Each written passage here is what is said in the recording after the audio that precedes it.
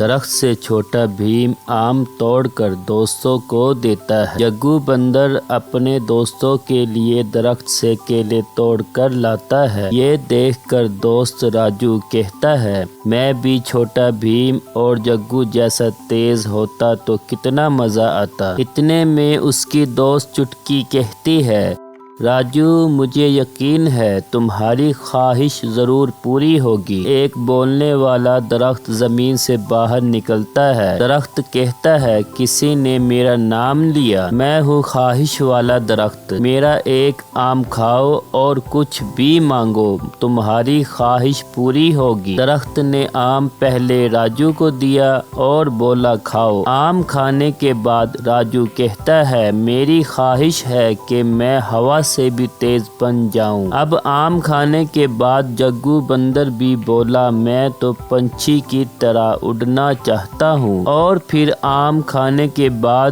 چھوٹا بھیم کا دوست کالیا بھی بولا، میں دنیا کے سب سے طاقتور آدمی سے بھی 10 گنا زیادہ طاقتور بننا چاہتا ہوں۔ جگو بندر راجو کو بولا، تم تیز دوڑ سکتے ہو، میں تو اڑ سکتا ہوں۔ ان کی دوست چٹکی بولی، تم دونوں راجو اور جگو بندر کیا کر رہے ہو؟ راجو بولا، چٹکی تم اپنا کام کرو، ہمیں اپنا کام کرنے دو۔ چٹکی بولی، تم دونوں کو کیا ہو گیا ہے؟ چھوٹا بھیم خواہش پوری ہونے کے بعد سب ڈھولک پور گاؤں والوں کو لڑتا دیکھ کر کہتا ہے، یہ کیا؟ ادھر لڑائی کرتی ہوئی لڑکی ٹینا کہتی ہے، یہ میرا گھر ہے، چلو ہٹو۔ دوسری چنچل لڑکی کہتی ہے، میں ہوں سب سے سمجھدار لڑکی۔ ٹینا کہتی ہے، میں ہوں سب سے خوبصورت لڑکی۔ چنچل کہتی ہے، یہ تو میری خواہش تھی۔ چھوٹا بھیم کہتا ہے، وہ درخت تو کالی جادوگرنی نے ڈھولک پور والوں کو پھنسانے کے لیے کھڑا کیا تھا۔ کالی جادوگرنی بولی، بالکل ٹھیک سمجھے چھوٹا بھیم، جس نے آم کھایا اس نے من چاہا پھل پایا،